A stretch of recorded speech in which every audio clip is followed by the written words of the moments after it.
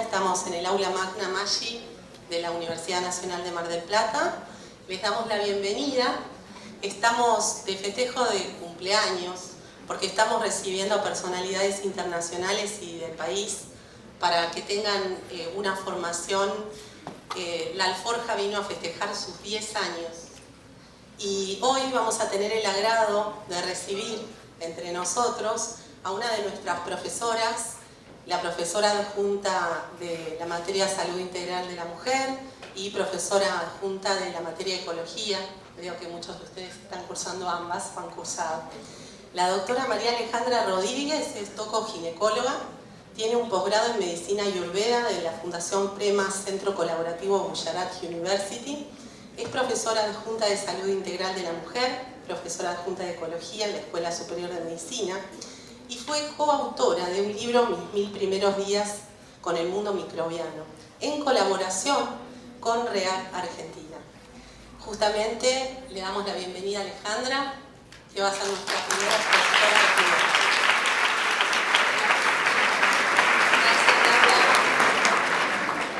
Bueno, gracias. Y yo vengo a derribar un mito, ¿sí? Me parece que es la historia de mi vida. Hemos tenido, ayer estuvimos viendo toda la parte de salud planetaria, tuvimos ponencias de lo que era la alforja, hoy vamos a repetir un poquito para que todos los que vienen hoy sepan también lo que es la alforja educativa. Hoy lo que me toca hablarles es sobre el mundo microbiano y derribar el mito de la guerra, ¿sí? Pasa. Claro, no, pobre Nacho.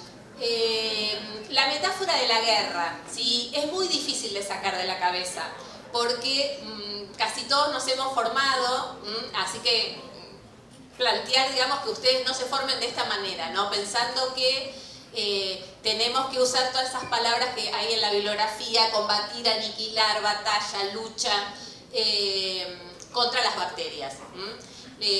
Eso surgió en el siglo XIX, cuando se empezaron a ver que había microorganismos que generaban, que eran patógenos, y entonces, bueno, obviamente bacteria, enfermedad antibiótico y aniquilación. Pero ya con estudios mucho más avanzados tecnológicamente, ¿sí? Como estudios de la metagenómica, hemos visto, primero nos llevamos una gran sorpresa, porque cuando solamente podíamos cultivarlas a las bacterias, muy poquito porcentaje de bacterias eran cultivables. Entonces había un montón de territorios que nosotros pensábamos estériles, que no tenían bacterias o que no tenían microorganismos, y nos dimos cuenta que sí, que tenían, y que no era que tenían una infección. Por ejemplo, la placenta, ¿sí? La placenta tiene una microbiota única, propia, que aunque todavía esté en controversia, cada vez hay más datos sobre ello, y no porque tenga una infección o una coriomionitis, sino porque tiene su propia microbiota. Entonces, también nos dimos cuenta que la mayoría de las bacterias nos ayudaban, eran nuestras amigas, y solamente 500 de las especies conocidas podían ser patógenas y 50 ser realmente graves, ¿sí? Entonces, imagínense todo lo que tenemos que rever. Entonces, esa palabra de hay bacterias buenas y hay bacterias malas, las bacterias son bacterias, y como todos nosotros luchamos por evolucionar y sobrevivir en este mundo cruel. Entonces, muchas veces, naturalmente, van a generar mecanismos de resistencia, y muchos son inducidos por nosotros mismos, ¿sí? Eso que hablaba ayer Emiliano sobre antropoceno, ¿sí? Sobre esta era en donde el hombre hegemónicamente se piensa que es lo mejor de todo y se olvida de este mundo invisible que que aparte de ser el 80% de la biomasa de la Tierra, ¿sí? Somos muy chiquititos nosotros. Otra de las cosas súper importantes es que son indispensables para un montón, no solamente de funciones internas que tienen en nosotros, ayudándonos a un montón de lo inmunológico, lo hormonal. O sea, imagínense que nuestra microbiota, cuando hablo de microbiota, para los que por ahí no estudiaron ese concepto, la microbiota es el conjunto de microorganismos que habitan en nosotros y que nos ayudan, ¿sí? Viven en simbiosis y hacen un montón de cosas por nosotros. Pero lo que vuela a la cabeza, ¿sí?, es que los genes de esa microbiota son los que apagan o prenden nuestros propios genes. Veo caras de tercer año que ya esta frase se las dije 80 veces, disculpen chicos. Los de primero lo saben y los de segundo. Bueno, Alessio Fasano, que es un gastroenterólogo que habla de microbiota, que es un estudioso de la microbiota, es un gastroenterólogo, dice que cuando uno nace le regalan un piano, ¿sí? Un piano, y ese piano es nuestro genoma. Pero el que se sienta a tocar el piano es el genoma de los microorganismos que habitan en nosotros. Así que fíjense que la melodía puede ser linda o puede ser mala según cómo cuidemos ese mundo invisible y microscópico que tenemos dentro nuestro. Pero el planeta también tiene un microbioma. Y ese microbioma, si nosotros tuviéramos que pagarle los recursos ecosistémicos que nos brindan, o sea, que depuren el agua, que fijen el nitrógeno, todas las cosas que hacen un montón de cosas más. Se hizo en 1997, hicieron un estudio y dio que tendríamos que pagarle a las bacterias 3 PBI mundiales y todavía nos quedaríamos cortos, ¿sí? O sea, imagínense, menos mal que no nos cobran, ¿sí?, que son nuestras amigas. Así que vamos olvidándonos de la metáfora de la guerra. ¿Qué nos enseñan los microorganismos? Un montón de cosas. Nos enseñan a compartir, en general trabajan en equipo, no viven solas, en general todas viven en comunidad, son sociales. Muchas veces esas comunidades se agrupan aparte como para defenderse, ¿no?, como para poder cuidar su hábitat, ¿no? Eso se llaman biofilms. También se comunican, hay un concepto que se llama quorum sensing, que es cómo se comunican los diferentes microorganismos de diferentes lugares de nuestro cuerpo, ¿sí? Y eso lo hacen por señales químicas, por diferentes moléculas. Saben, por ejemplo, si en algún lugar faltan nutrientes, si están en peligro. O sea, fíjense todo lo que tenemos para aprender de ellas, ¿no? Eso de la molécula señal que nos dice yo estoy aquí y cómo te ayudo. Muy bien, la próxima. Otra cosa que nos enseñan es a la biodiversidad, ¿sí? Ese es un concepto muy importante, no solamente para los microorganismos, sino para tenerlo en cuenta en la salud planetaria. Necesitamos de la biodiversidad, cada vez más se está perdiendo la biodiversidad, o sea que podamos ser muchos de diferentes colores, ¿sí?, y muchos juntos trabajando en equipo. La biodiversidad es sumamente importante, y de la biodiversidad de nuestro mundo microbiano y del mundo microbiano del planeta dependen que podemos estar saludables. El trabajo en simbiosis, les traje una frase que me gustó, que es: nuestros microbios están cambiando el concepto de nosotros mismos. Porque, lamento decirles que tenemos más células de otros microorganismos que células humanas. Se generó un concepto súper importante que es el de holobionte, o sea, somos un ecosistema vivo que camina por la calle, ¿sí? Así que eso, y trabajamos en equipo, por eso hay que cuidar tanto nuestro mundo bacteriano. Las funciones que nos benefician de la microbiota son para dar toda una charla, otra charla, ¿sí? Imagínense que cuando nacemos, según la microbiota que nos lega nuestra madre, que es la guardiana de la semilla, ¿sí? Y según si tiene un parto, si nacemos por parto normal, si en el embarazo hubo antibióticos, un montón de conceptos que seguramente los van a ver a lo largo de la carrera. Esa microbiota que tenemos en el momento del nacimiento nos setea inmunológicamente. Entonces, gracias a eso yo voy a poder desarrollar salud o voy a poder desarrollar enfermedades inflamatorias intestinales, asma, alergia, puedo llegar a tener sobrepeso en la vida adulta, puedo tener diabetes, enfermedades autoinmunes. Entonces, imagínense la importancia de este concepto de microbiota.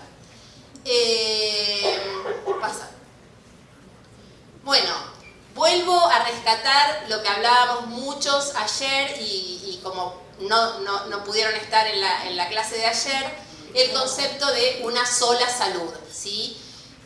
¿Cuál es este concepto que labra la OMS y cómo hacemos para que no quede en una declamación, en una palabra sin ningún tipo de profundidad ni sentido?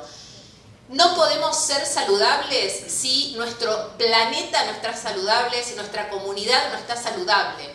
Y eso es ya, no tenemos más tiempo para cuidar el planeta, tenemos que empezarlo a cuidar ahora. Es difícil porque no ayuda las maneras de producir, no ayuda la sociedad en la que estamos, no ayuda el capitalismo, pero o nos sentamos a llorar y a patalear o nos, voy a decir una frase medio ordinaria, o nos secamos los mocos y vamos para adelante, vamos a proponer cosas, vamos a hacer cosas para que podamos tener un poco de injerencia. Ayer la escuchaba a Celine, cómo ella hablaba de es mi granito de arena, nuestra generación les deja este mundo, entonces el granito de arena tiene que ser sembrarles la semilla de cómo podemos hacer algo para revertirlo, ¿sí? Bueno, hay un montón de cosas que podemos hacer. Me interesa lo que podemos hacer desde la escuela de medicina en las currículas, ¿sí? Hablar de hábitos, ¿sí? No queremos medicalizar, entonces si no queremos medicalizar tenemos que saber qué hay que comer, qué nos llevamos al plato, cómo se producen las cosas. Va a hablar ahora Ana sobre resistencia antibiótica. El 80% de los antibióticos que van a generar resistencia vienen de la comida, vienen del agronegocio, vienen de la industria cárnica intensiva, cruel. Entonces, ¿qué estamos comiendo? ¿Qué estamos haciendo por el planeta? ¿Sí? Eso es súper importante. Yo creo que el poder involucrarnos, la maravilla que fue desde nuestra escuela gestar una materia como ecología y poder transmitirles esto a los estudiantes y que ustedes como médicos no se queden nada más que soy médico. Júntense con veterinarios, porque este problema de la cría intensiva de animales lo tienen que charlar con veterinarios, lo tienen que charlar con agrónomos, cómo producimos, el glifosato también es un antibiótico y complica nuestro mundo microbiano, el mundo microbiano de nuestro planeta, ¿sí? Entonces, si yo puedo generar en este espacio chiquito que se les prendan las luces para esto, agradezco un montón el espacio. Sí. Y otra cosa más. Les dejo una frase. La transformación a dietas saludables para el 2050 requerirá cambios sustanciales en la dieta. El consumo mundial de fruta, vegetales, nueces, semillas, legumbres, biodiversidad, deberá multiplicarse, deberá duplicarse y el consumo como la carne roja y el azúcar deberá reducirse en más de un 50%. Una dieta rica en alimentos de origen vegetal y con menos alimentos de origen animal confiere una buena salud y beneficios ambientales. No lo dice un vegetariano, no lo dice un vegano, lo dice Eat Lancet, ¿sí? Ahí les dejé como para que después puedan meterse en ese documento, un documento que llama a la emergencia, hay que hacer todo ya porque no tenemos tiempo. Ahí les dejo una página que encontré que me encantó, que es un manifiesto de las bacterias, un manifiesto de que les den bolilla y exigiendo sus derechos, me pareció buenísimo, así que se los comparto. Ya está. Pauco. Y ahí les dejo las referencias de la charla, les agradezco un montón. Y también les dejo que no más guerra. Dancemos con las bacterias. Les dejo una invitación de REAC Latinoamérica, de un grupo maravilloso que se juntaron, estudiantes de medicina y estudiantes de arte, de música, para poder saber cómo era el ruido, digamos, o el sonido de las bacterias y cómo poder ese sonido traducirlo en instrumentos musicales. Así que no se lo pierdan, va a ser maravilloso. Bueno, muchas gracias. Bueno, siguiendo la jornada, les voy a presentar a la doctora Ana Laura Chatas, que es médica especialista en medicina interna, es especialista en enfermedades infecciosas, Es médica de planta del Hospital General de Agudos Pirovano de Buenos Aires. Es socia titular de la SADI, que es la Sociedad Argentina de Infectología, y es asesora del programa VIDA del Ministerio de Salud de la Nación. Y es colaboradora de Reactable.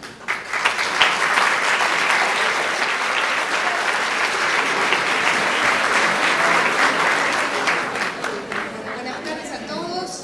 Muchísimas gracias, Cristina Alessio, por la invitación a la Escuela Superior de la Universidad de Mar del Plata, porque verdaderamente es un aprendizaje venir acá, es una emoción. A ver, a mí me pidieron que hable de resistencia antimicrobiana, un tema enorme que podríamos verlo de diferentes formas. Yo hoy quería compartir con ustedes la mirada general del problema de resistencia, algo que estuvimos hablando y cada uno, lo interesante de ir escuchándonos es que vamos con la misma línea. Nos hemos encontrado a veces con diapositivas en común, porque evidentemente vamos por la misma línea de pensamiento, que eso está extremadamente bueno. Bien, primero definir qué es un antibiótico. El antibiótico es una sustancia química, puede ser natural, química, sintética, semisintética, capaz de inhibir la replicación o producir la muerte bacteriana. Y verdaderamente desde que se creó en 1920 fue una herramienta en donde disminuyó la mortalidad, es que es una herramienta sumamente importante para nuestras vidas. Utilizado bien es una herramienta sumamente importante. Es una herramienta que se usa para tratamiento, como es una herramienta que se usa como medida preventiva, por ejemplo, cuando nosotros necesitamos hacer un trasplante o cuando necesitamos hacer una quimioterapia, o los pacientes HIV que tienen bajas defensas, utilizamos en forma preventiva un antibiótico para disminuir que esa persona tenga algún proceso infeccioso.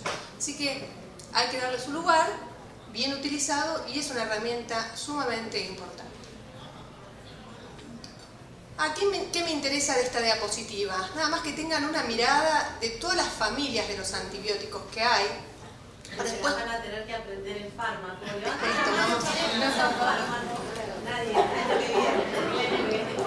Bien, pero a mí me interesa que sepan esta para una diapositiva que viene un poquito más adelante. Acá hay muchas familias, como verán, los beta-lactámicos, que son los más conocidos, la amoxicilina que utilizan, la penicilina.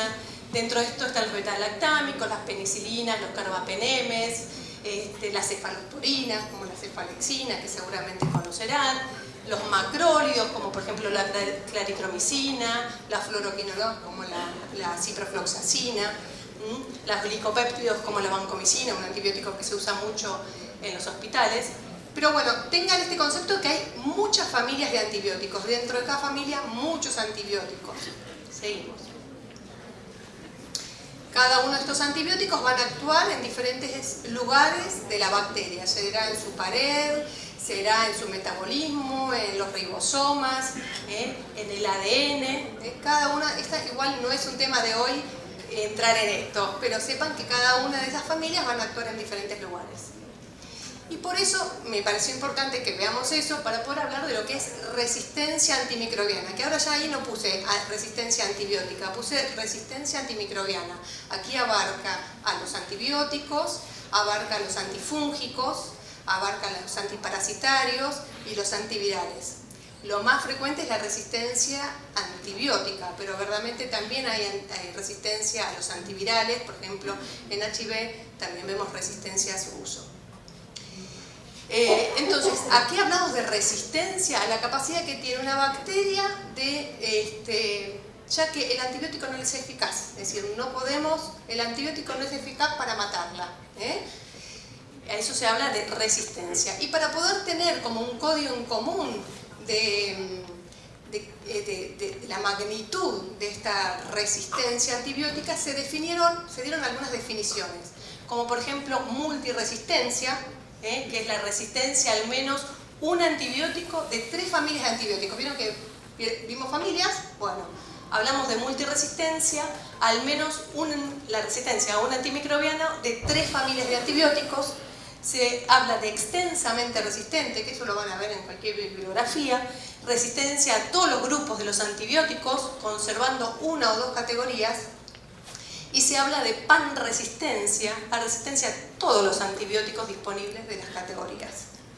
Que vemos a veces, por mala suerte, yo soy médica del Hospital Pirovano, que a veces tenemos pacientes con panresistencia, no tenemos antibiótico para dar.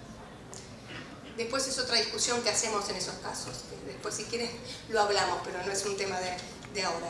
Pero estamos en extensamente resistente, en este momento en nuestra realidad en los hospitales por mala suerte del mundo, hospitales, clínicas, y estamos en panresistencia. Se me pone con la piel de gallina porque es difícil tratar a los pacientes. Seguimos. ¿Por qué se produce eso? Porque las bacterias tienen todos los mecanismos posibles para poder generar resistencia. Cambian su estructura, su pared, hay bombas de flujo que entra el antibiótico y lo sacan. Y algo muy importante es la capacidad que tienen las bacterias de transmitirse genes de resistencia entre una y otras. Hay múltiples mecanismos de resistencia, de cómo se transfieren esa resistencia a través de la parte genética por plásmidos, transposones, integrones, bueno, no importa, no vamos a hablar, pero es una forma de transmitir genes de resistencia entre una bacteria y la otra. ¿Y por qué hablamos de resistencia? Porque está asociada a mortalidad. Este es un estudio que demuestra que estudiaron aquellas personas que se infectaron con gérmenes que tenían resistencia versus aquellos que esos gérmenes eran más sensibles a los antibióticos, y lo que demostraron es que había mayor mortalidad. Por ejemplo, Acinetobacter baumannii cuando tiene mecanismo de resistencia, un 53.8% más de mortalidad con respecto a cuando ese Acinetobacter no tiene multiresistencia o panresistencia. Entonces, ojo, aumenta la mortalidad, por eso es que tenemos que hacer algo. Seguimos. Y este problema de la resistencia, como yo les decía, no es un problema de acá de Argentina, es un problema mundial. Y tenemos que hacer algo. Se mueren por este motivo 700.000 personas por año, por la resistencia antimicrobiana. Y la OMS lo que dice es que si seguimos en este camino, se van a morir 10 millones de personas. Y va a morir más por resistencia antimicrobiana que, por ejemplo, por cáncer, como dice acá. Así que tenemos que hacer algo. Y es verdad que tenemos que hacer algo. Como decía Alejandra, si nosotros vamos a ver a la salud como un problema de la salud humana, estamos mal. Este es un problema de salud humana, salud animal y medio ambiente. Por eso el concepto de una salud. No podemos vernos a nosotros como nuestro problema. Es un problema de nosotros, del medio ambiente y de lo que comemos. Ahora vamos a explicar un poquito eso. Pasa. ¿Por qué le explicaba esto? Porque si uno piensa, a ver, de toda la producción de antimicrobianos, el 50% va a la salud humana, pero el 50% va a la salud animal. Y dentro de esto la crianza y el consumo. ¿Y por qué se utilizan antibióticos en los animales? Ahora vamos a ver en la próxima diapositiva. Es porque el tipo de crianza intensiva, que ahora vamos a ver las diferencias entre las diferentes formas de criar a los animales, usan antibióticos a veces porque un animal se enferma, otras veces para que si un animal se enferma no enferme a todo el resto, que se llama metafilaxis, en forma profiláctica, preventiva, o como promotores de crecimiento. Terrible. Para que crezcan más, para que no se mueran, para que los podamos consumir, ponen antibióticos. Seguimos. Entonces, hay diferentes formas de crianza extensiva y crianza intensiva. La crianza extensiva es la posibilidad de que los animales crezcan en áreas grandes, que se alimenten de pastura, ahí no se usa antibióticos o se puede usar antibióticos en algún caso en particular. Pero no sería nuestra mirada tan importante, sino nuestra mirada está basada ahí en la crianza intensiva, en donde miren, bueno, la diapositiva no es la mejor, donde los animales están hacinados, unos al lado del otro. Entonces, para que no se mueran, porque si uno se enferma se mueren todos, le dan antibióticos. Y esos antibióticos que le dan van a nuestra mesa y nos lo comemos. Y así nos pasa que a veces tenemos un paciente que no tuvo uso de antibióticos, no pasó por ningún sistema de salud y tuvo una infección a un germen panresistente o multiresistente, ¿tá? Pero viene de acá. Hay un estudio que se hizo de la búsqueda de Escherichia coli, que es un germen de la materia fecal, en vacunos, en porcinos y en aves, y ya se vio un alto porcentaje de resistencia a antimicrobianos en estos animales. Esto quiere decir que se ha usado mucho antibiótico. Estamos en problemas, seguimos. Lo mismo pasa con la vida vegetal. Se usan productos liofosfatos, se usan antibióticos en los suelos, a los animales que consumieron antibióticos pueden llevar su materia fecal al medio ambiente y esto llegar a las aguas. Se ha visto residuos de antimicrobianos, de bacterias multiresistentes y de microbioma, es decir, de genes de resistencia en afluentes domiciliarios, hospitalarios, lagos y ríos. Están contaminadas nuestras aguas por las bacterias y por genes de resistencia, así que tenemos que actuar. Seguimos. Entonces, como les decía, hay que enfrentar el problema desde una mirada mucho más general. La salud humana, la salud animal, la salud ambiental y la educación. Este es un espacio buenísimo para eso. ¿Tá? Y hay una Comisión Nacional de Resistencia a los Antimicrobianos, en donde diferentes ministerios de cada área que aquí nombramos trabajan para disminuir y para generar herramientas para disminuir la resistencia antimicrobiana. Hay ministerios, sociedades científicas que están trabajando mancomunados por este problema. Algo que te quería compartir, que ayer se compartió también, que en agosto de este año se publicó en el boletín oficial la Ley de Prevención y Control de la Resistencia a los Antimicrobianos. En esa ley habla de lo que es todo el trabajo que tenemos que hacer desde nuestro trabajo como profesionales de la salud en los hospitales, desde la salud animal y la producción agroalimentaria y desde la educación. Seguimos. Recordar nada más que cambió dentro de esta ley que cuando nosotros indicamos ahora un antibiótico tenemos que hacerlo como si fuese otro medicamento, con receta archivada, duplicada, ya no podemos hacer. Esto quiere decir de la gravedad que tiene el antibiótico en nuestro medio ambiente.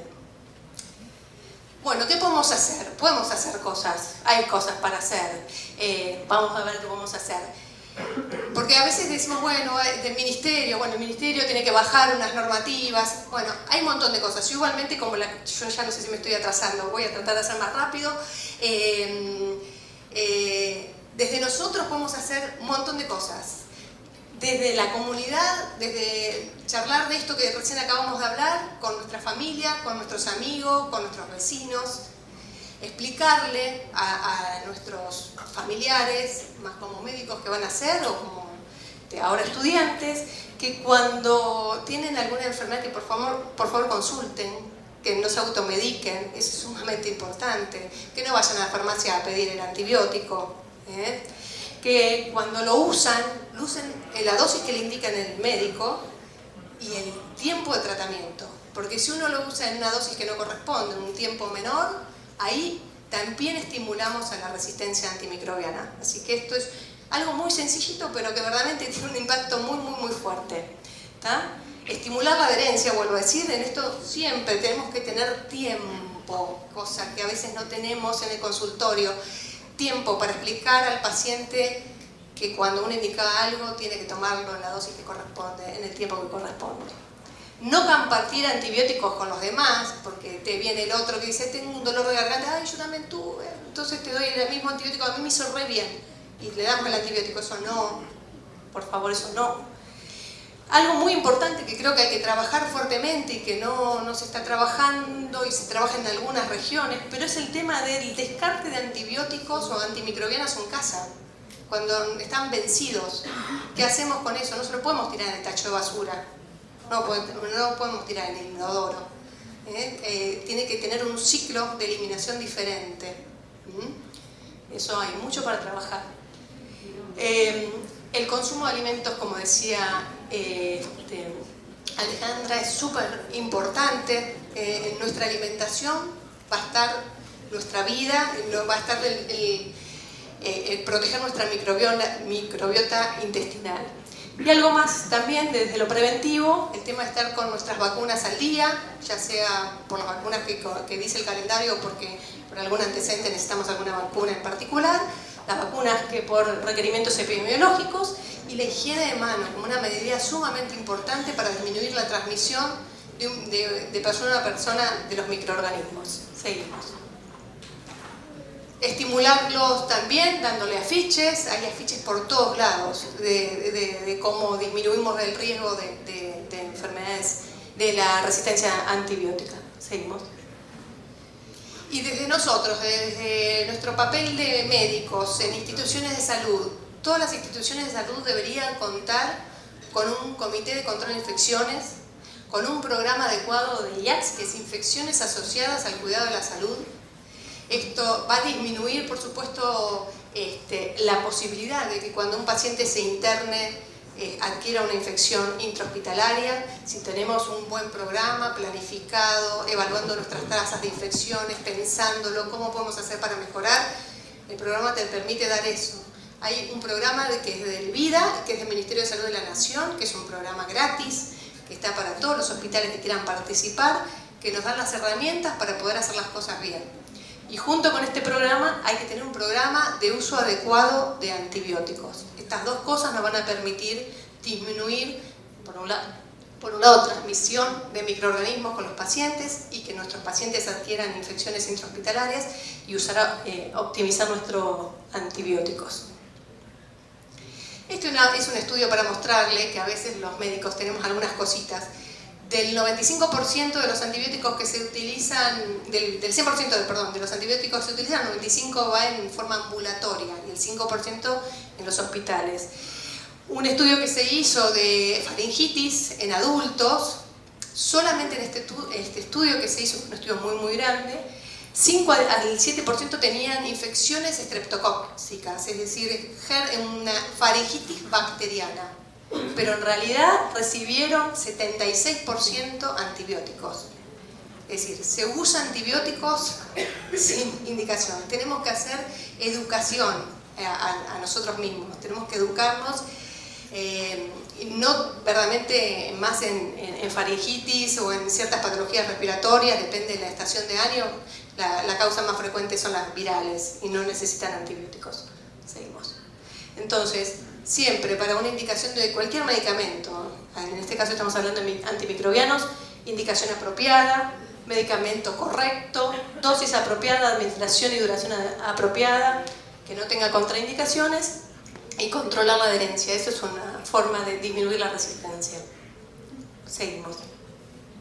Nada, esto es lo mismo que hablé, mejorar la atención a través de la capacitación continua para nosotros, los profesionales de la salud. Conocer nuestra epidemiología local. Si yo no conozco la epidemiología de mi hospital, no sé qué antibióticos inicial, qué antibiótico para iniciar un tratamiento tengo. Así que necesitamos conocer nuestra epidemiología para saber el tratamiento adecuado, realizar un diagnóstico correcto y dirigir ese tratamiento, cumplir con las medidas de prevención y utilizar en forma adecuada los antimicrobianos. Seguimos. Esto, como ayer se compartió, como dice Eduardo Galeano, mucha gente pequeña en lugares pequeños, haciendo cosas pequeñas, pueden cambiar el mundo. Y verdaderamente con cosas pequeñas podemos cambiar esta realidad. Última diapositiva. Volver a recordarle que necesitamos tener el concepto de una salud, la salud humana, animal y el medio ambiente. Y como dice Alejandra, las bacterias son vida. Verdaderamente las necesitamos, cumplen un montón de funciones. Así que vamos por ellas, vamos por ellas. Y bueno, vamos continuando con esta jornada y ahora vamos a presentar a alguien de la casa. Vamos a presentar a la licenciada Lorena Lázaro Cuesta. Ella es nutricionista, es profesora adjunta de promoción de la salud, es nuestra subsecretaria académica de la Escuela Superior de Medicina y tiene un proyecto hermoso junto con un equipo que es el Observatorio Nutricional. Así que muchas gracias, Lorena.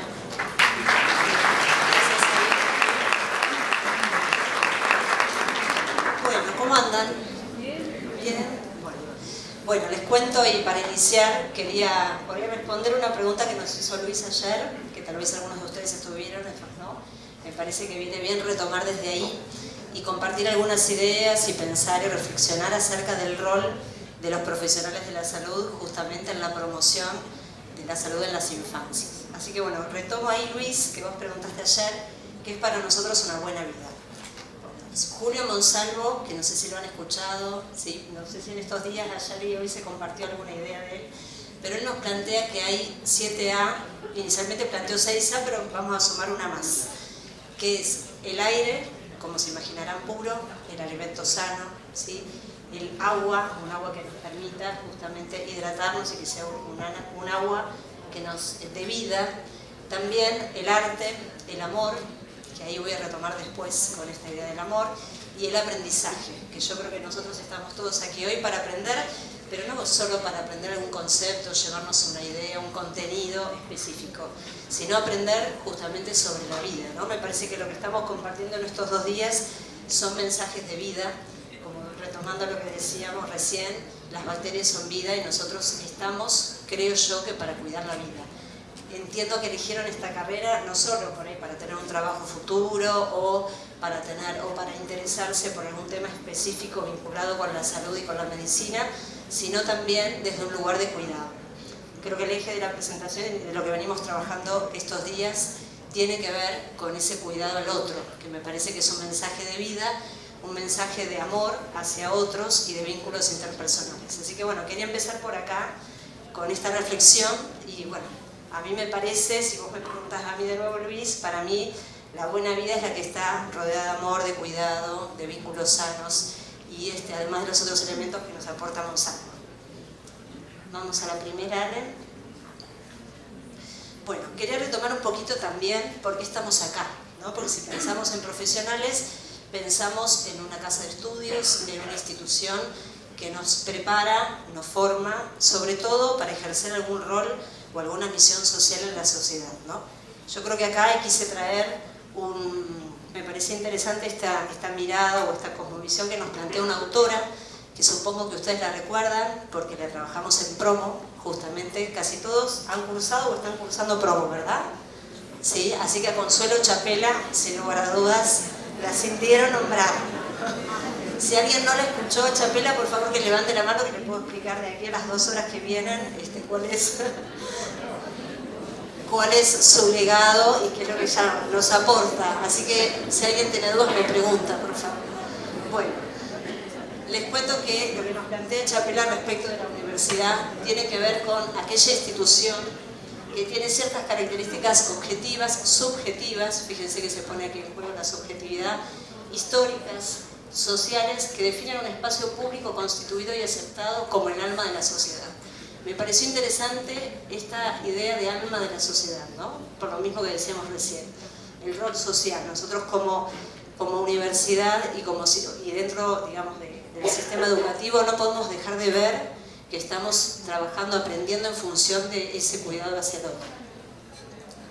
Pero a su vez que se compromete a mirarse como un ente social y preguntarse por las cosas de la naturaleza, la historia, el conocimiento, la técnica, que por supuesto tiene que haber un saber técnico específico para el abordaje de ciertas situaciones o problemáticas vinculadas con esa realidad, el arte, que también nos lo trae Monsalvo, la sociedad, de manera tal que pueda constituirse en un ente ético del que la sociedad se puede valer para avanzar hacia la utopía ciudadana de justicia, libertad, belleza, bondad, sabiduría y felicidad.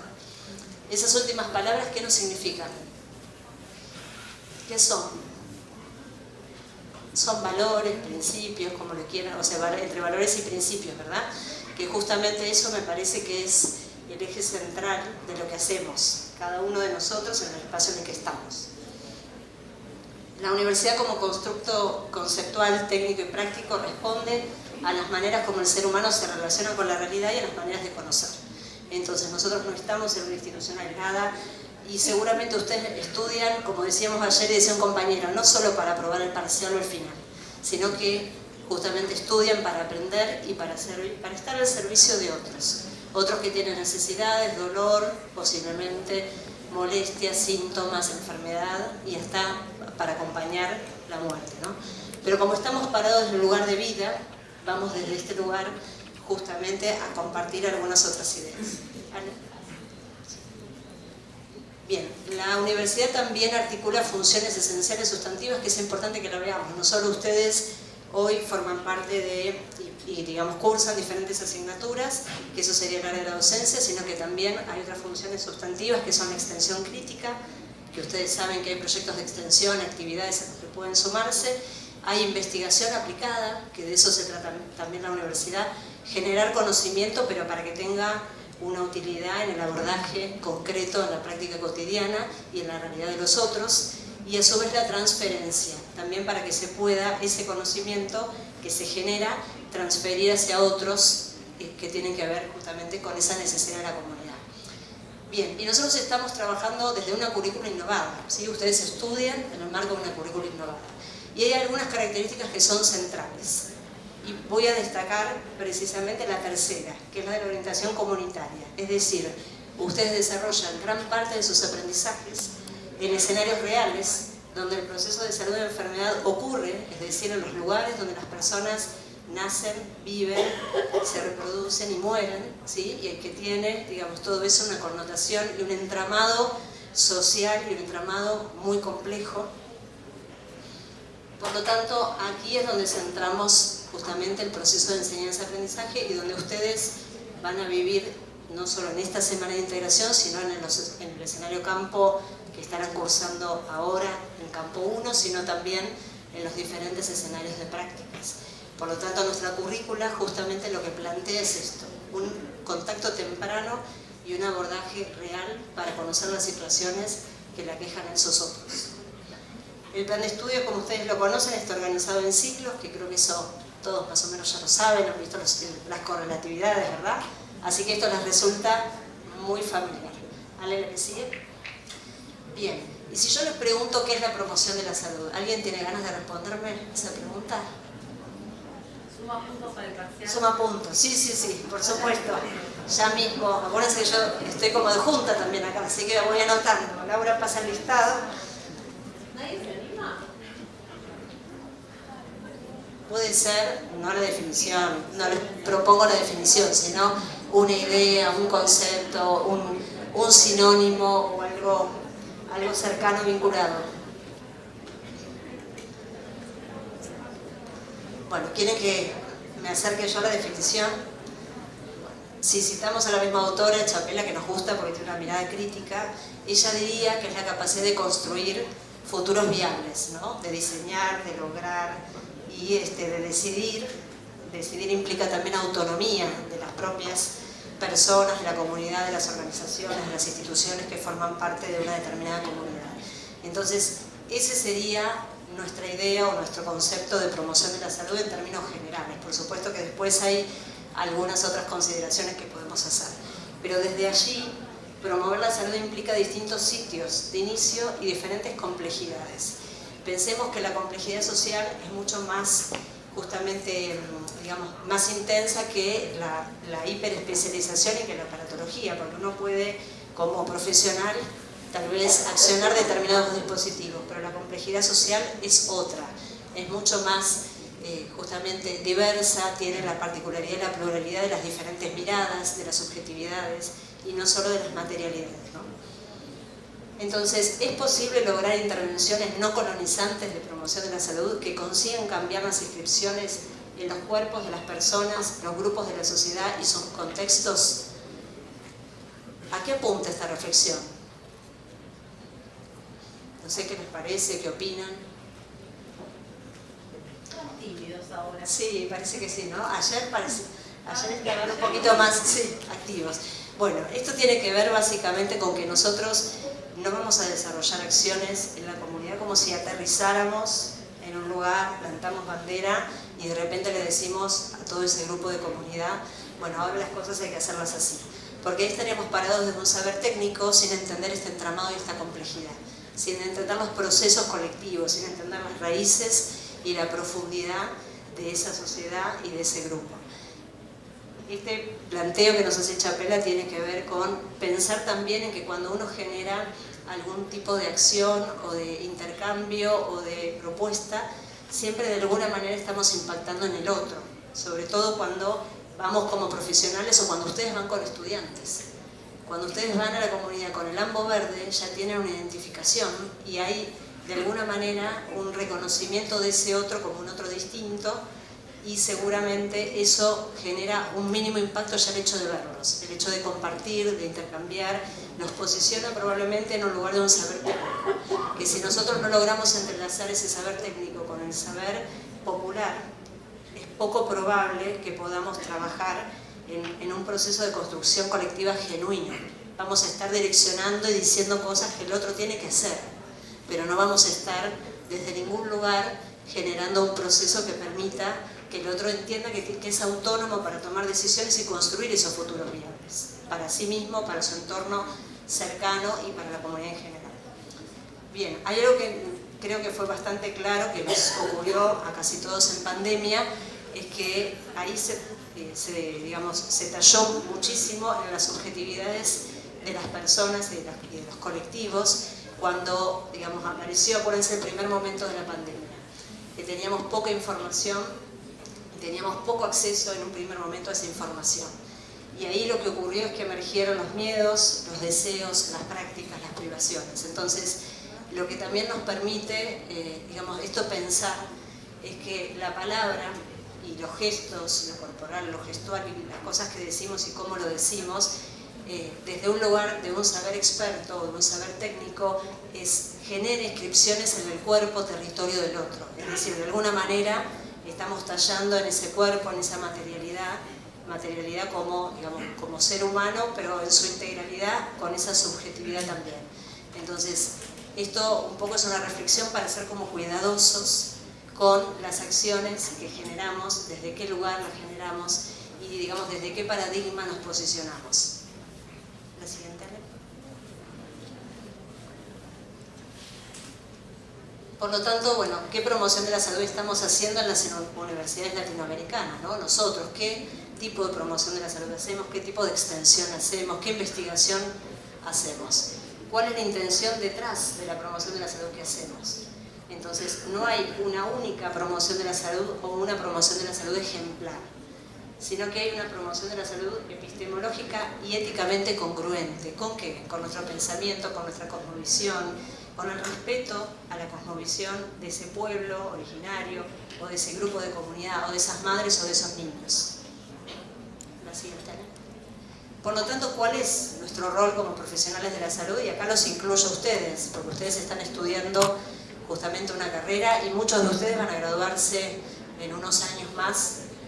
Entonces, pensarnos como promotores de la salud integral, es decir, que esa salud sea una salud donde haya capacidad de construcción por parte de esas poblaciones, pensarse como agentes de cambio, escuchando las voces, los pensares y los sentires de los otros, y como facilitadores de procesos de construcción colectiva, es decir, permitir generar circulación de la palabra y permitir que los otros tomen sus propias decisiones, o sea, trabajar con ellos, no obturar procesos, no, digamos, generar situaciones donde haya disrupción o no ir a decir esto hay que hacerlo de esta manera, ¿no? Entonces, pensarnos desde ese lugar, con esta triple, de alguna manera, función o rol, nos permite, me parece a mí, posicionarnos en diferentes lugares. Les quería compartir una actividad que ustedes probablemente algunos la conozcan, que es un programa que se llama Promover Salud, que tiene una actividad que es una carpa itinerante que va, digamos, trabajando con cada uno de los barrios, que es de la Escuela Superior de Medicina, donde además se articula y se trabaja con otros. ¿Se escucha mal? Ahí mejor. Bien. Se trabaja con otros actores también y con otros programas digamos, de aquí de General Pueyrredón y algunos programas de índole nacional, y hay diferentes propuestas de extensión, como por ejemplo también la juegoteca y diferentes actividades que se desarrollan ahí, y una de las actividades es un taller de cocina, que ahí lo pueden llegar a ver a Gabriel, que a Gabriel probablemente muchos de ustedes lo reconozcan, que Gabriel es cocinero, y ahí está desarrollando una receta con alimentos de bajo costo, alto valor nutritivo y alimentos, por supuesto, frutas y sobre todo verduras frescas. La imagen que vemos a la derecha es un trabajo que ahora les voy a contar de un proyecto que se viene haciendo en conjunto con ingeniería y digamos con ingeniería en alimentos, básicamente, que tiene que ver con desarrollar pizzas o ñoquis, que son alimentos típicos culturales en nuestro país, con pescado. Frente a la dificultad del consumo de pescado por diferentes razones, se pensó y se trabajó con niños en una escuela primaria de Mar del Cobo para hacer una degustación de esos productos que resultaron muy agradables para los niños, con la incorporación del pescado, con una técnica especial que permite la conservación y la desodorización del pescado. La última que vemos allá es una actividad que se hizo en comedores populares en el contexto de pandemia para apoyar a las referentes y generar un intercambio y una circulación de saberes con ellas, recuperando y valorizando justamente las recetas que ellas realizaban para dar de comer a esas familias y generando algunas ideas y algunas propuestas que pudieran ser útiles para cada comedor. La siguiente. Perfecto, ya estamos terminando. Por lo tanto, el observatorio pretende ser un espacio de referencia y de consulta a nivel local y regional en relación a las problemáticas relacionadas con la seguridad alimentaria y nutricional de la población, contribuyendo al análisis, a la reflexión, al planteo de soluciones desde una perspectiva de derechos, orientando acciones dirigidas hacia la soberanía alimentaria desde el paradigma del summa causa o buen vivir. ¿Sí? Que el observatorio es un programa dentro de la Escuela Superior de Medicina que articula docencia, transferencia, extensión e investigación, que hay estudiantes, hay docentes y somos un equipo de alrededor de 16 profesionales. La siguiente. Bien, aquí trabajamos con niños, justamente identificando la problemática en contexto de pandemia, con niños y embarazadas, considerando que eran los grupos más vulnerables y los que necesitaban justamente lograr acceso a los alimentos.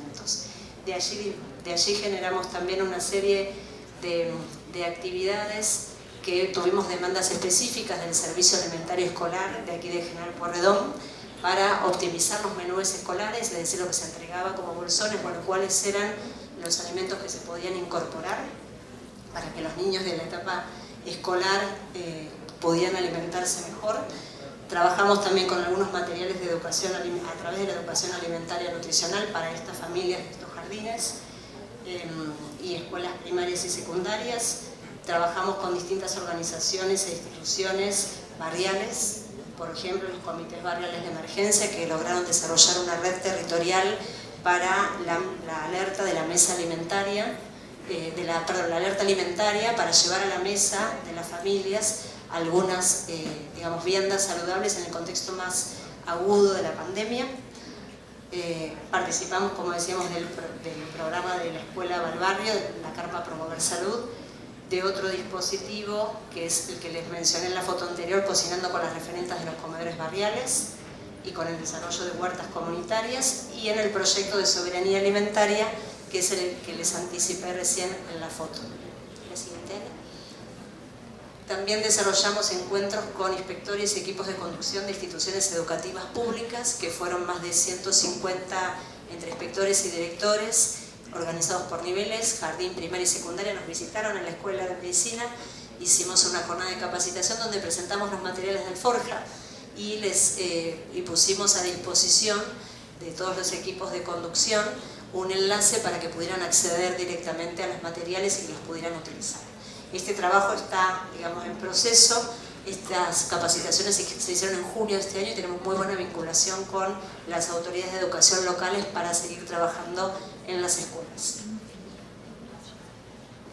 Bueno, por lo tanto, para cerrar, quisiera decirles que el mural que ustedes ven en la puerta de la escuela, ¿sí?, fue construido con algunos compañeros de ustedes digamos que tal vez hoy estén entre cuarto o quinto año, por ahí alguno de ustedes también participó de esta etapa, Y ese mensaje, me parece que es el mensaje que de alguna manera nuclea estos días de encuentro de la Semana de Integración.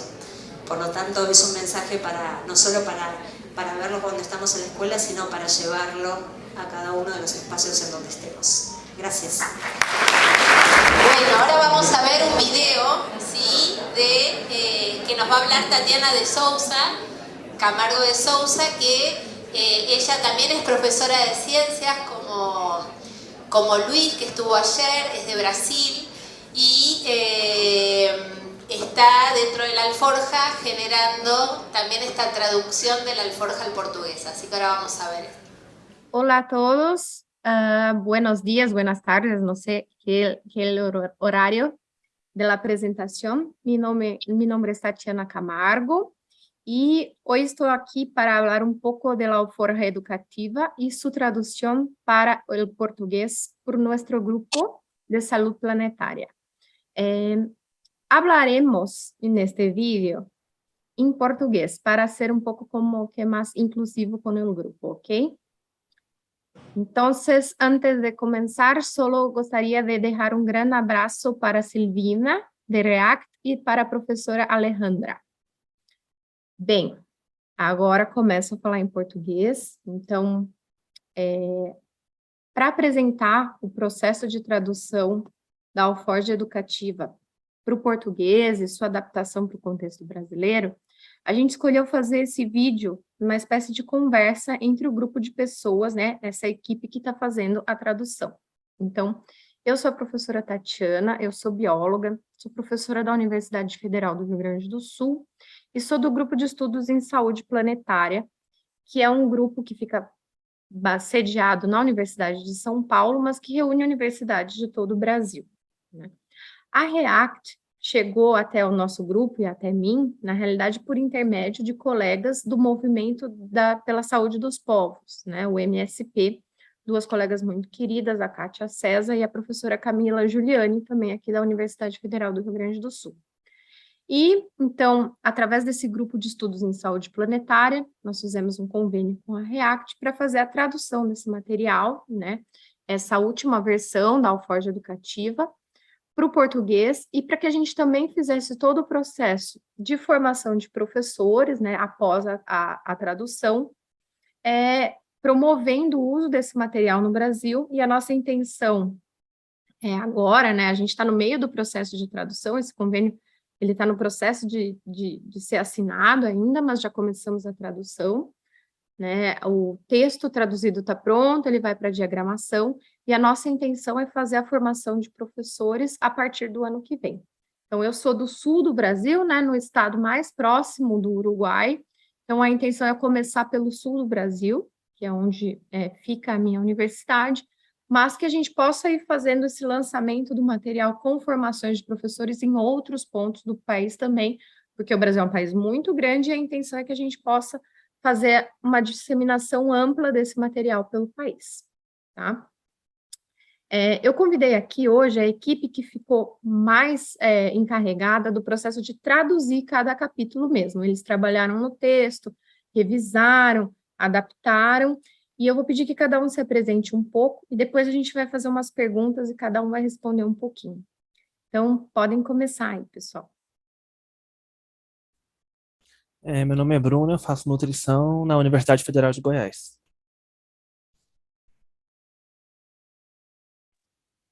Oi, meu nome é Carla, eu faço Ciências Contábeis em uma universidade aqui em São Paulo. Eu sou mentora júnior no programa de embaixadores de saúde planetária do Instituto dos Estudos Avançados da Universidade de São Paulo e também sou educadora ambiental.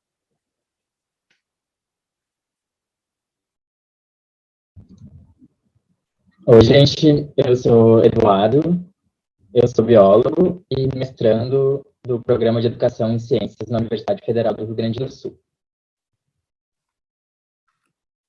Olá, eu sou a Juliana, sou mestre em desenvolvimento rural, também sou bióloga, aqui pela Universidade do Rio Grande do Sul. Oi, meu nome é Marina, eu sou estudante de Ciências Biológicas na Universidade do Sul. Olá, eu me chamo Paula, eu sou doutoranda da Universidade Federal do Rio Grande do Sul, sou professora na Universidade Federal do Amazonas e embaixadora do Programa de Embaixadores da Saúde Planetária 2022. Oi, eu sou a Rita, eu sou professora em 2 escolas do campo, sou formada em Educação do Campo pela URGS e mestranda no curso de Ciências na URGS. Então, acho que uma das primeiras características que a gente pode destacar desse grupo, e que isso é proposital, é que é um grupo bem diverso, né? É um grupo interdisciplinar. A gente tem gente de todo o Brasil, né? Do Sul, do Centro, que é Goiás, São Paulo, do Amazonas, e também de diferentes áreas do conhecimento. É claro, a gente tem um predomínio de pessoas da área de biologia, até por conta da minha procedência e das minhas conexões. Mas ter pessoas da nutrição, a Rita, que é da letras, Carla, que tem uma outra visão como educadora ambiental, isso é muito importante também para a gente poder deixar o material mais para um público mais amplo, não centrado só nas pessoas que já têm essa formação para professor de ciências e biologia, porque a gente acha que esse material ele pode ser usado para além das aulas de ciências, ele pode ser ampliado e usado em outros momentos, em outros projetos da escola. Então, a gente preparou 3 perguntas aqui, eu vou fazer a pergunta e a gente vai fazer uma rodada de respostas para vocês terem uma ideia, né, de como está sendo esse processo aqui no Brasil. Então, a primeira pergunta para o grupo é, o que mais chamou a atenção de vocês nesse material? Assim, na alforja toda no texto, quais foram os pontos que mais chamaram a atenção? O que me chamou mais atenção no começo, quando eu peguei o material de primeira, né, é que eu achei ele muito didático e interativo. Eu achei ele também muito didático e bem atrativo, dá vontade da gente pegar e sair distribuindo o material, porque ele é muito bonito também visualmente. Ele é muito bonito, concordo com o que os 2 colegas falaram, e ele também tem uma qualidade de informação muito bacana. Ele é super completo e de fácil compreensão.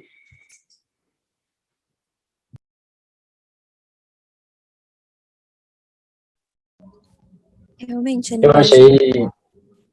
perdão. Não, tudo Não, bem. a linguagem, ela é bem acessível. Eu acredito que ela traga, assim, uma autonomia para quem está lendo, né? Que ela consegue... A pessoa que está lendo consegue ser instigada uma curiosidade nela e ela começa a tomar ações a respeito de saúde, né? Eu também achei a mesma coisa, o cuidado com as palavras, assim, a própria condução do texto, como vai sendo construído todo o meu capítulo era sobre o mundo bacteriano, né? Então, como esse mundo bacteriano foi sendo conduzido, assim, até a gente entender bem o que são essas bactérias. Achei isso bem legal. Eu gostei muito, principalmente com a proximidade que tem comunidade, escola, alunos, a linguagem que é usada, o quão didático, todos concordamos que é lindo os desenhos, é muito fácil e é bonito de explicar assim, dessa forma. Eu acho que o material, sem dúvida, as figuras, elas chamam muita atenção, a forma que foi abordado, todos os temas. Acredito que é um material muito, além de lindo, né, é um material muito bom de se trabalhar nas escolas e também com a formação de professores. O material que eu mostrei lá na escola, o pessoal gostou, e eu, particularmente, a Tati, quando me ofereceu ali a parte, eu enxerguei muito na minha vivência dentro da escola indígena, sobre a questão de saúde, de questão de tempo, de utilizar as coisas não até acabar. Então, ele é bem didático, bem bonito, e já estamos com outros olhares para os povos aqui do Sul. Bem bacana. Eu vou responder um pouco também, né? Eu concordo com todos, eu acho que a primeira coisa que me saltou aos olhos foram as figuras, eu acho que isso não é demérito, eu acho que a gente tem que pensar que um material didático, o texto dele, né, ele é composto por figuras e palavras, né, e a escrita. Então, tem o texto pictórico e é complementado pela escrita. As duas coisas têm que estar bem conectadas. Por vezes, a gente não se dá conta da importância das figuras, do colorido, da arte em explicar esse processo. Então, acho que essa é uma das coisas, né, que chama muita atenção.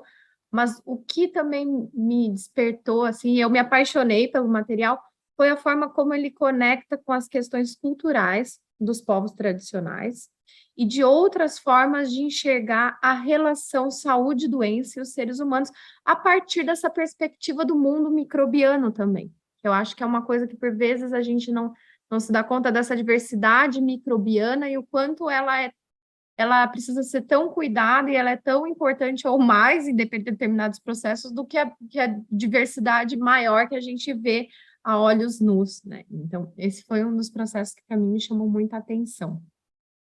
E uma outra coisa, né, eu trabalho no grupo de estudos em saúde planetária, trabalho também, sou pesquisadora visitante da Aliança Internacional de Saúde Planetária, e nossos materiais educativos, a gente tem uma espécie de moldura, um framework que a gente propõe, né, que eu vou até apresentar ele aqui rapidamente, só para comentar isso. E o que me chamou muita atenção quando eu pensei nesse material foi que, de uma certa forma, ele estava muito conectado com a nossa percepção e com o que a gente acreditava que deveria compor um material educativo, que era falar das relações das mudanças climáticas com a saúde, propor a criação de um movimento e de um sistema de mudança. Eu acho que todo material, ele instiga as crianças a se comunicar, a levar isso para a comunidade, a se posicionar, né? O pensamento complexo e sistêmico, eu acho que em todos os momentos, apesar da divisão didática em elementos, água, ar, alimentação, ele sempre propõe essa abordagem integrativa. A equidade e a justiça social, eu acho que ele fala muito sobre as comunidades, sobre os povos tradicionais e a importância da equidade, e esse eixo central aqui para nós, que é a interconexão pela natureza. É pensar os processos de saúde e doença, todos os processos dos sistemas humanos, interconectados pelos sistemas naturais. Então, acho que, para mim, de cara, foi também essa coisa, além das figuras bonitas, do conteúdo qualificado, foi como ele conversava, né, apesar de ser um grupo que a gente não tinha contato anteriormente, como ele conversava muito com a proposta educativa da educação para a saúde planetária. Então, essa foi uma das coisas que me chamou muita atenção.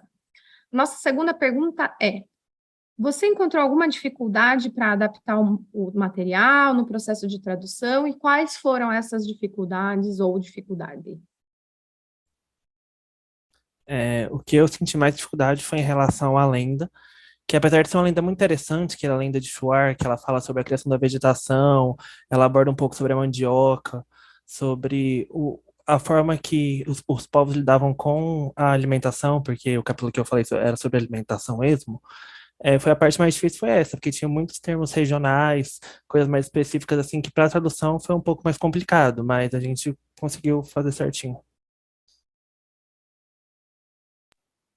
Para mim foi bem tranquilo fazer a tradução, fiquei muito feliz, que é um tema universal e, enfim, nós adaptamos algumas coisas, né, para o Brasil, mas foi muito gostoso, muito tranquilo fazer a tradução.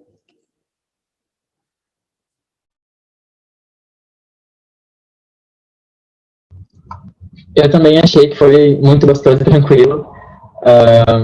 Era um texto muito gostoso de ler, assim, não tive grandes dificuldades, acho que como todo mundo, é mais uma adaptação mesmo à cultura brasileira, que é um pouco diferente, mas seria só isso mesmo. Concordo com os colegas, foi bem gostoso de traduzir, é uma linguagem fácil, uma linguagem acessível, até para nós de outra língua, que falamos outra língua.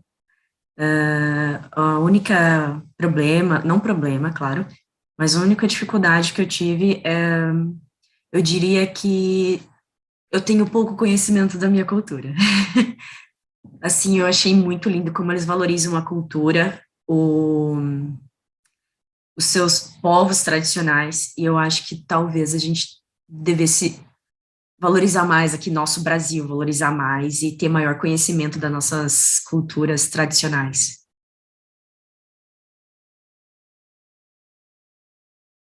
O capítulo que eu traduzi também foi sobre alimentos, e eu não encontrei muita dificuldade, até porque a gente pode traçar um paralelo, porque aqui no Rio Grande do Sul, especialmente no interior, a gente tem bastante contato com o campo, né? E essa parte que eu traduzi era uma parte mais de investigação, falando sobre instigando, né, as crianças a perguntarem para os mais velhos como os avós cuidavam do campo, das plantações. Então, acho que dá para traçar esse paralelo aqui com o Rio Grande do Sul também. Então, foi bem interessante, foi bem legal. Olá, eu não tive dificuldade na tradução do material, achei o material bem bonito de se traduzir. Como a Juliana falou, eu acho que ela colocou os pontos principais, né, que o material ele vem com essa questão cultural, que aqui no Brasil ainda está um pouco esquecida. Então, assim, eu achei um material muito bom de traduzir e não tive dificuldades em traduzir o material.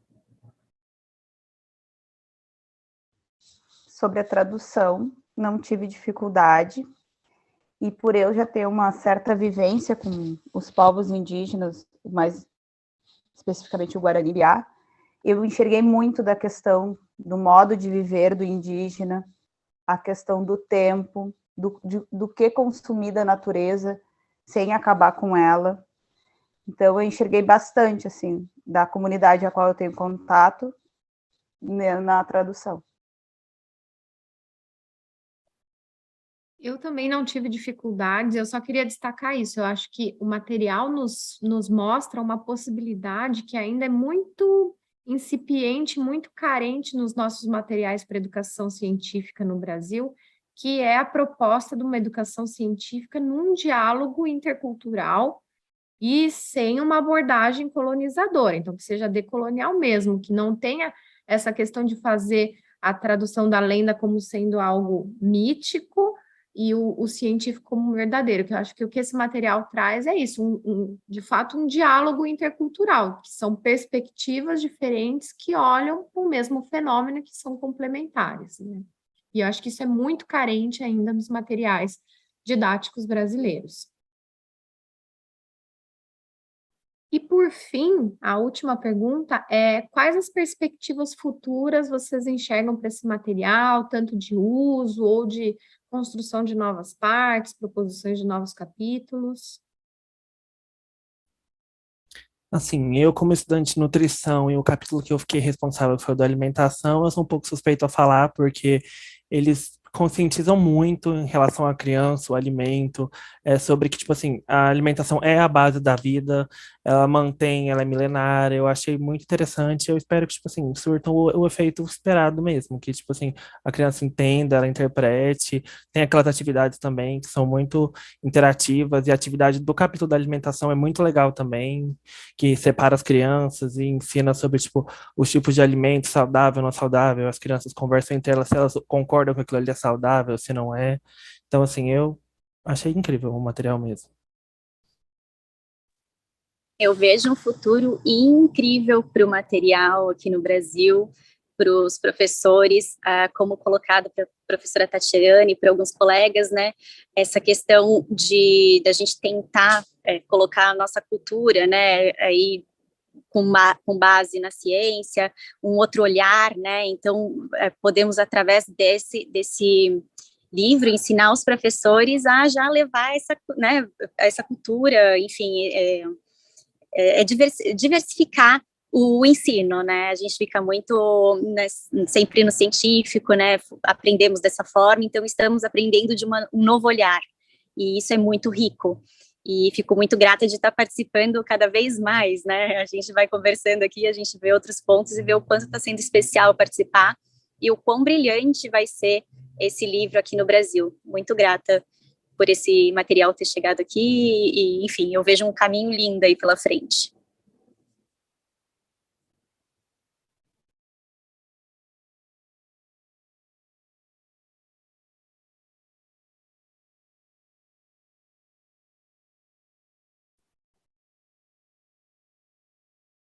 Mais alguém?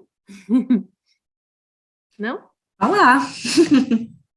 Assim, eu sendo bem sincera, eu não vejo a hora de poder usar em sala, porque eu achei um material muito lindo e que tem um potencial de uso para nós brasileiros muito grande, e assim, dando aquelas pequenas adaptações, tentando enriquecer com um pouco da nossa cultura tradicional. E também não só em sala, né? Também na parte da educação e saúde, que eu também trabalho com a vigilância e saúde, eu acho que tem um uso, assim, incrível, assim, para as comunidades, nós que estamos de porta em porta, assim, com a população, seria incrível poder utilizar esse material para educação e saúde também.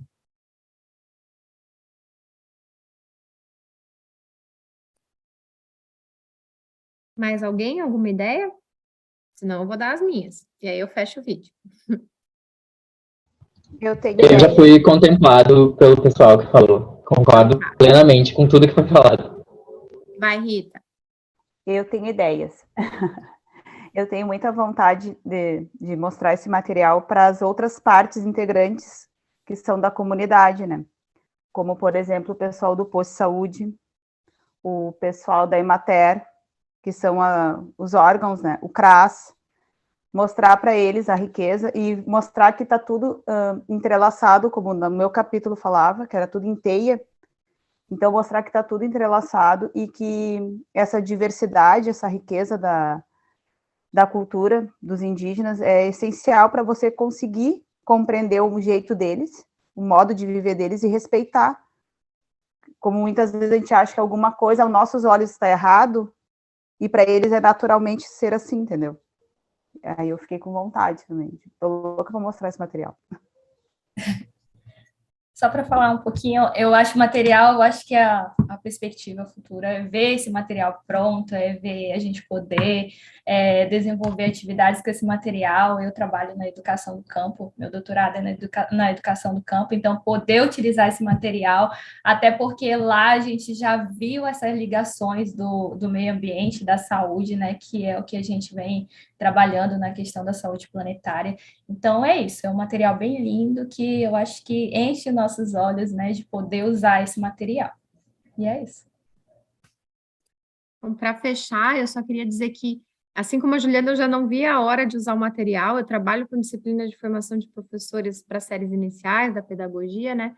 E eu trouxe alguns volumes em espanhol mesmo. Eu vou começar a usar em espanhol, que eu tenho que iniciar agora as aulas logo na sequência, mas o ano que vem a gente já pode usar esse material em português. E eu penso, assim, porque eu sou muito empolgada, eu penso numa continuação, em que talvez, de fato, a gente possa ter um capítulo sobre saúde planetária e como interligar essa questão da saúde planetária com a questão da luta contra a resistência antimicrobiana e todas essas questões culturais, e usando a metodologia Ninho a Ninho, que eu acho que foi uma coisa que eu não destaquei aqui, mas o quanto é importante também promover essa postura protagonista da criança, que eu acho que é um outro ponto muito, muito importante do material.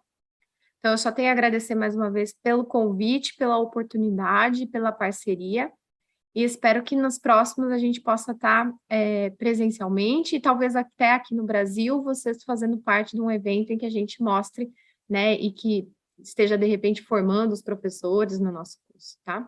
Muito obrigada, tchau! Olá, minhas cordiais saudações. Gostaria de agradecer, em nome da Universidade Federal da Fronteira Sul, Campus Passo Fundo, Rio Grande do Sul, Brasil, agradecer ao convite e parabenizar a Escola Superior de Medicina de Mar del Plata, da Rede Latino-América de Resistência Bacteriana, e aí no nome do professor diretor Arturo Peralta, pelo convite de participarmos, mesmo que de forma virtual, desse evento. Eu sou o professor Júlio César Stobe, atualmente sou diretor do campus Passo Fundo da Universidade Federal da Fronteira Sul.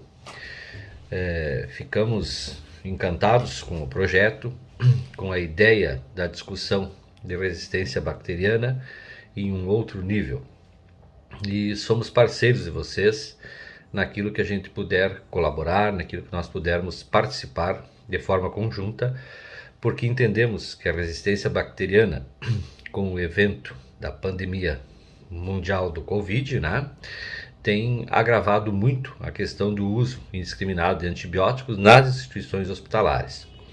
No entanto, também acreditamos que há uma discussão muito mais ampla do que somente a resistência bacteriana em nível das instituições hospitalares. Também temos que falar das questões da resistência bacteriana em questão macro e em relação ao meio ambiente, né? O uso indiscriminado de antibióticos, por exemplo, na agricultura, na pecuária, né?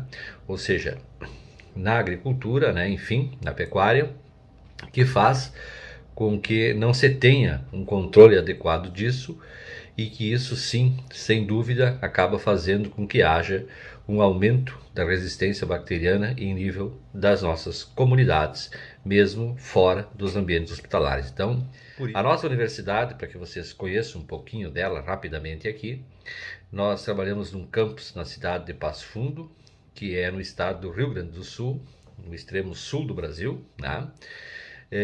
Onde nós temos o curso de medicina, portanto, com 2 entradas anuais de acadêmicos, são 31 vagas. São alunos que entram numa modalidade de cotas, né? É outra coisa importante, onde nós damos prioridade, enfim, para alunos de escola pública, posteriormente para a questão de cotas para negros, pardos, indígenas, né? E que felizmente estamos conseguindo fazer um diferencial do ponto de vista de acesso dessas pessoas em nossa instituição, né? E já com alunos egressos aí trabalhando, completamente inseridos no mercado de trabalho nas regiões próximas a Passo Fundo e em outras regiões por esse nosso imenso Brasil que tem uma dimensão continental. Também trabalhamos com o programa Mais Médicos pelo Brasil, onde nós realizamos a supervisão e tutoria desse programa. Já tivemos aproximadamente 800 médicos sob a nossa supervisão e tutoria. Nós entendemos que a variabilidade de experiências é fundamental para que nós possamos formar acadêmicos diferenciados, para que nós possamos formar médicos que realmente conseguem entender a saúde não como algo relacionado simplesmente com a ausência de doença, né? Que é aquilo que preconiza a própria Organização Mundial da Saúde, mas sim de uma maneira ampla e com a inserção desse profissional nos mais variados cenários em nível mundial. A nossa saudação a todos os participantes desse evento, desse encontro, de celebração dos 10 anos da Alforge Educativa, uma ponte entre a saúde e a educação.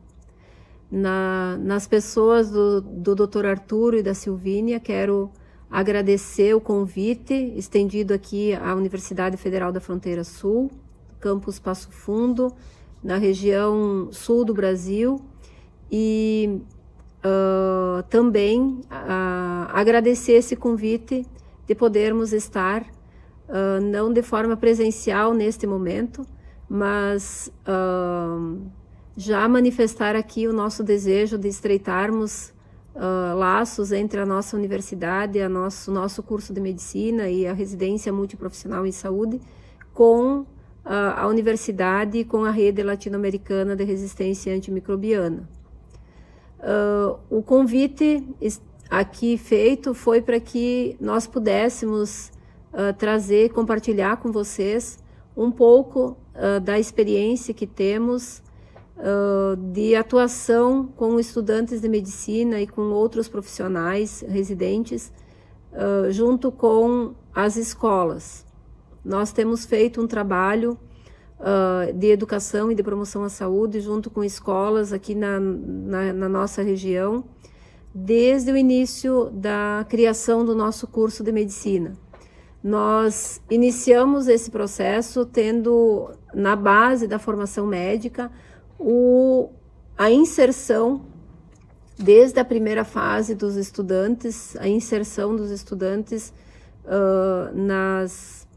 na realidade, no cotidiano do Sistema Único de Saúde, aqui o nosso Sistema Público de Saúde aqui do Brasil, junto com as equipes de saúde da família, junto com os territórios, as comunidades e com as escolas, que são um espaço estratégico de atuação junto com as crianças, adolescentes e jovens. A gente vem desenvolvendo esse trabalho articulando a formação médica. Então, a cada semestre, com a entrada de estudantes novos, já na primeira fase, a gente vivencia a realidade junto aos serviços de saúde e alguns meses depois desse trabalho, a gente inicia ações de educação e de promoção da saúde nas escolas com esses estudantes. Isso vinculado ao ensino do curso de medicina. E aí a gente integra o ensino nosso com um programa que já existe, que é um programa de muitos anos do Ministério da Saúde, que é a Saúde na Escola, junto com as secretarias de saúde e de educação dos municípios aqui da nossa região. E a gente organiza a partir das necessidades que cada município e cada escola apresenta, de temáticas importantes para serem debatidas com os estudantes, a gente organiza as ações com os nossos estudantes aqui de medicina. Nesse trabalho, a gente também articula o ensino com a extensão, onde a gente desenvolve programas de extensão que integram, então, essas atividades de saúde na escola, e também a articulação com outras demandas que tem nos territórios e nas comunidades. Por exemplo, no período da pandemia, a gente trabalhou outras perspectivas, né? A lavagem de mãos, os cuidados básicos, fizemos atividades de forma telepresencial através das plataformas digitais, e também a gente vai desenvolvendo então essas atividades em feiras de saúde, em círculos de cultura, em rodas de conversa, em diferentes formas. A gente utiliza também o Hospital do Ursinho, que é uma modalidade lúdica de trabalhar com as crianças esses diferentes temas. E esse conjunto de ações, né, que se integram em programas e projetos de extensão com o ensino e também com a pesquisa, onde são desenvolvidas depois ações interrelacionadas com a pesquisa, tudo isso se articula com os princípios da educação popular em saúde, que traz Paulo Freire e outros educadores brasileiros, como a médica Vera Dantas e outros autores, numa perspectiva que tem como princípio a amorosidade, esse amor incondicional ao ser humano e ao mundo, e que nos move à busca do ser mais, à busca de processos que qualifiquem a vida e os processos de humanização. Também tem a perspectiva do diálogo entre os diferentes saberes, entre os saberes científicos, os saberes populares, os saberes que emergem das comunidades, das crianças, dos jovens, dos estudantes, e nesse diálogo de saberes há um processo de problematização e reflexão sobre a realidade, para que o conjunto das pessoas envolvidas nesse trabalho consigam refletir e identificar as grandes problemáticas colocadas nos seus territórios e pensar ações capazes de transformar a realidade, de transformar as relações, para que a gente possa construir relações cada vez mais permeadas por uma cultura de não violência, permeadas pela superação de tudo aquilo que oprime, explora e fere a vida. Então, essas ações, né, articuladas com esses princípios, e também com um compromisso com a defesa da vida, com essa dimensão ecológica do cuidado com a nossa grande Mãe Terra, do cuidado com a natureza, do respeito às diversas formas de vida, do respeito às diversidades, às singularidades de cada sujeito, numa perspectiva mesmo desse cuidado com a saúde e com a vida humana, integrada com as outras vidas. Também temos essa perspectiva do esperançar, do Paulo Freire, e também a perspectiva da amistosofia, da alegria, que são, para nós, elementos fundantes, elementos estratégicos para repensar a construção de uma cultura mais dialógica nas relações entre as pessoas. E esse trabalho todo, ele traz um conjunto de resultados, né? Nós já temos milhares de pessoas que participaram. As feiras de saúde são sempre de muitas pessoas, de muitos jovens, mais de 1.000 crianças, jovens e adolescentes participam normalmente das nossas feiras de saúde junto com escolas, e às vezes vai integrando a comunidade também. Aí a gente desenvolve, então, cine debate, Hospital do Ursinho, circuitos com jogos educativos, materiais pedagógicos que também são elaborados, vídeos, programas de rádio, paródias, né, poesias, enfim, tem também a expressão das diferentes formas de linguagem, né, onde não só a razão é ativada, mas onde a gente também busca a interação da compreensão com o corpo inteiro. Então, é um pouco esse caminho.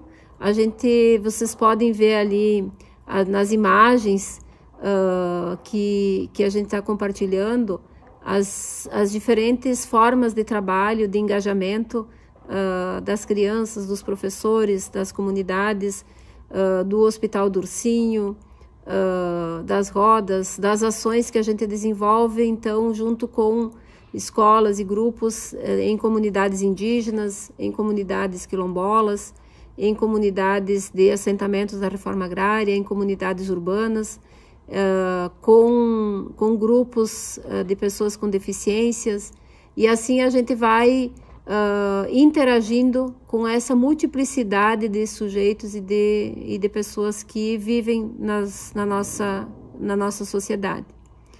Quero trazer também aqui alguns depoimentos de estudantes, de egressos, né, sobre esse trabalho e os seus aprendizados na formação médica. Olá, eu sou Ralf Amaral, sou estudante de medicina da Universidade Federal da Fronteira Sul, aqui em Passo Fundo, e vou comentar um pouco das atividades que a gente já realizou aqui em Passo Fundo e região, né? Essas atividades são de cunho de educação popular em saúde. Nós construímos essas atividades junto com a universidade, com a comunidade, com as escolas, com unidades básicas de saúde. E elas têm o intuito de propagação dos conhecimentos científicos e conhecimentos populares em saúde para a comunidade.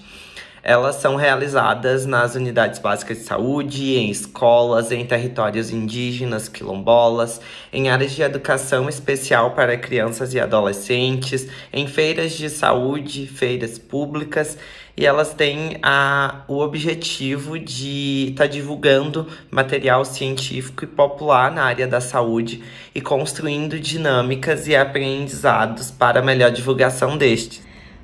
Meu nome é Lívia, eu sou estudante de medicina da Universidade Federal da Fronteira Sul e gostaria de compartilhar o que significou para mim participar desses projetos logo no início do curso. De mais diversas experiências, seja em feiras de saúde, seja em ambulatórios do imigrante, em atividades de educação popular em saúde em assentamentos da reforma agrária ou produzindo materiais, indo a comunidades rurais. Foram diversas, né, formações e experiências que me enriqueceram, mas me enriqueceram porque eu pude ver a potência dos territórios e a potência das comunidades e como nossa formação tem que servir para o despertar de uma nova consciência, uma consciência crítica que esteja ao lado desses povos para combater as desigualdades e enxergar as pessoas não em seus processos de doenças apenas, mas enxergar as pessoas em sua integralidade, seja uma pessoa da área urbana, da comunidade rural, indígenas, quilombolas, imigrantes. E tem um poema de uma colega que já se formou que transmite um pouco disso e eu gostaria que vocês assistissem. Quando o cuidado perpassa a sala de aula, o consultório e o hospital, a gente começa a ouvir e a entender os anseios das pessoas. E percebemos que temos muito a aprender fora dos laboratórios e dos livros. É lindo ver pessoas de todo o Brasil juntas construindo a educação popular em saúde. Porque sabe de uma coisa? O ator de teatro me ensina a sentir, a benzedeira me ensina a desconstruir, a parteira me ensina a receber com amor e a respeitar as leis da natureza. O morador de rua me ensina a perceber e olhar sem preconceitos. E a mulher camponesa me ensina a ser forte e a enfrentar os desafios.